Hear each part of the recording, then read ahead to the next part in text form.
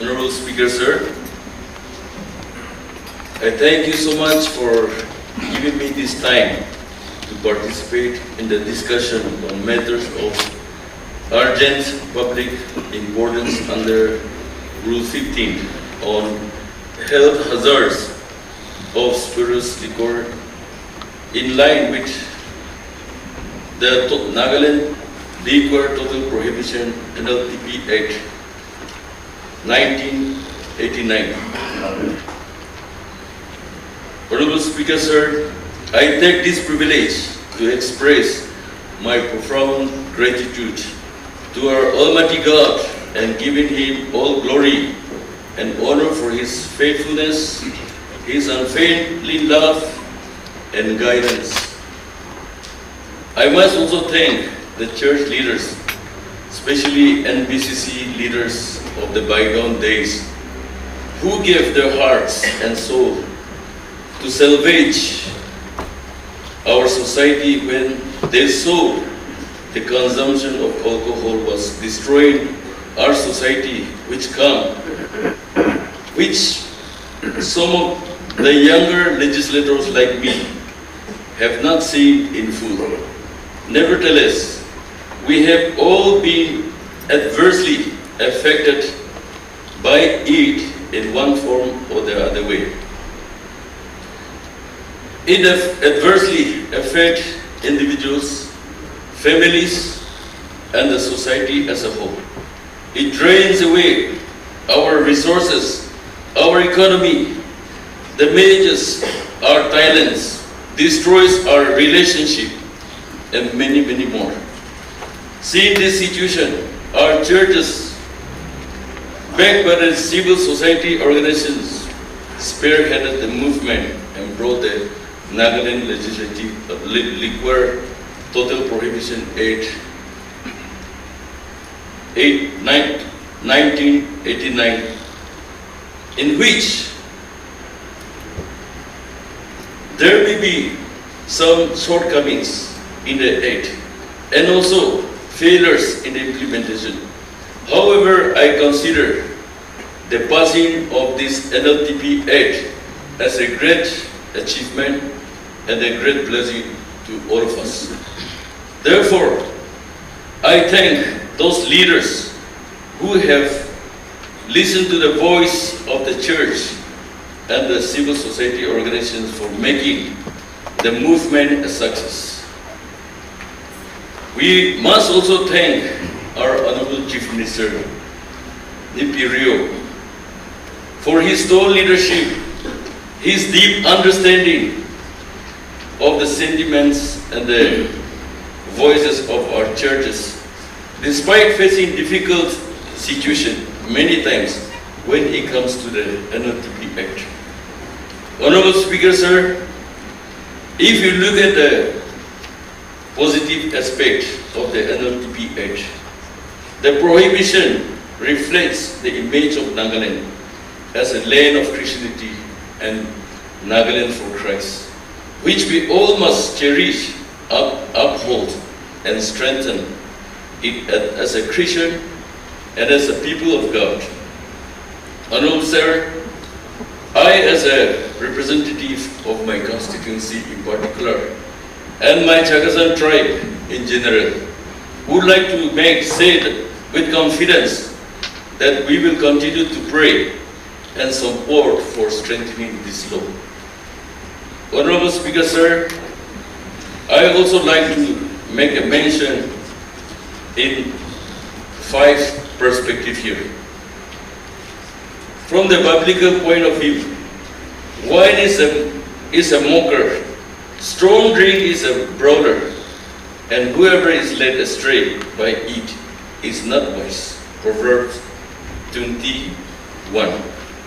Drunkenness is abominable and a curse from God, as it contradicts the righteous nature of God. Liquor has many ill effects on human life, so indulging in it is against Christian principles of upright living. If you look at the Bible, 1 Corinthians chapter 6, verse 9, 10, and 11. It is made clear that the Bible is against drunkenness. Number 2, moral perspective. Consumption of alcohol, liquor, leads to drunkenness, which destroys morality and integrity of a person. Consumption of liquor has never and will never boost a personal morality. A moral person is always a sober person. Indulgence in the wine or liquor damages one's integrity because there is nothing as such responsible drunkenness. They even compromise the societal moral standard of right and wrong, good and bad. From a health perspective, liquor is health hazardous, as we already mentioned in our topic. And whether it is spirituous liquor or non-spirituous liquor, it is hazardous and it destroys our body, and which is abomination to God, as we are created in the image of God. Although health is an individual concern, it also affects the overall health of an individual, communities, and the state in general. Bootlegging, business, spurious liquor, etc. are few points which people argue with, but it will remain a challenge in reality, whether we ban it or we open it. The only way forward to overcome these health issues, spurious issues, is to strengthen the law which is in our hand. We find it difficult to control, even with the law in our hand. It will be more disastrous if we give more rooms on the ground of health, bootlegging, spurious, or any other excuses. From the financial perspective, sir, lifting of the act will enable us to generate some revenue of few hundreds crores. But expenditure on consumption of liquor, healthcare services, etc. will drain out more than what we earn. No one has saved money by drinking. Instead, many people have become bankrupt just because of drinking habit, as we all know. From the social point of view, alcohol consumption disturbs the very fabric of a family, a personal relationship. One of the main causes of broken families in Naga society is consumption of alcohol.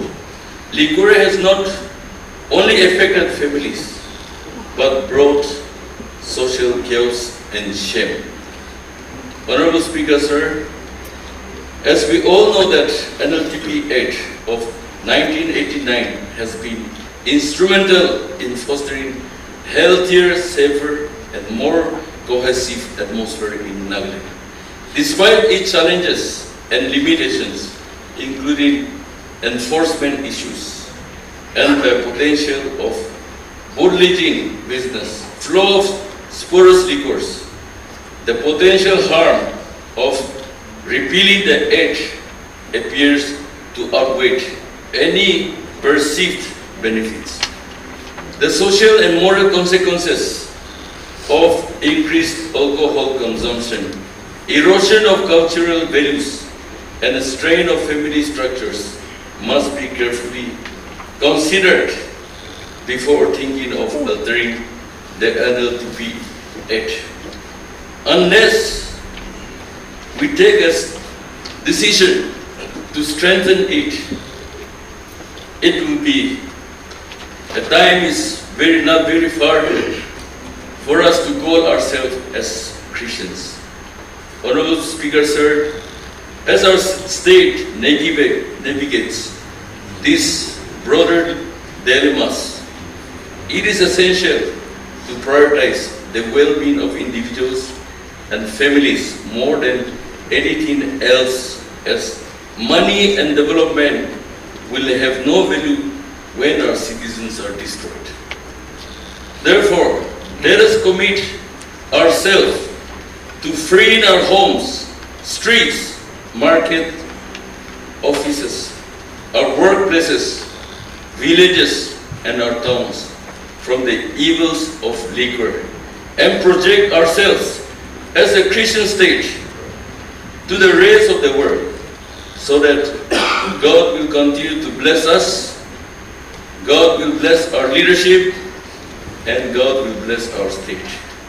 With these few words, I want to conclude. Thank you, sir.